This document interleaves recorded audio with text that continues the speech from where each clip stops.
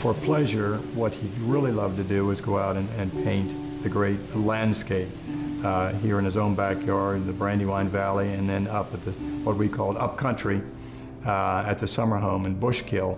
And that's what inspired him to become an artist in his early days. If you read his own accounts of going out and doing some drawings out along the streams and in the backyard there up in the Pike County, that seemed to really be a very important experience to him. And so you'll see his landscapes become a very important part of his work, although he painted the bulk of his landscapes in a sort of a later and post-illustrative career and from the mid-30s on. But he would love to paint outdoors.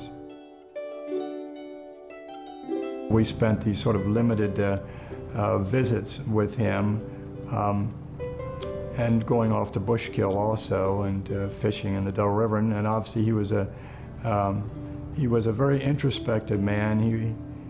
He loved nature, as I'd said earlier. He could take a trout fly and just look at it and just marvel at that as something very unique. Just had a great sort of sensitivity. It might be interesting to hear a story about my grandfather Bushkill.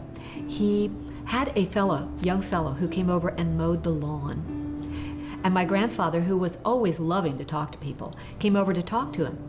In the back of the house there was this huge garden that my grandfather planned meticulously.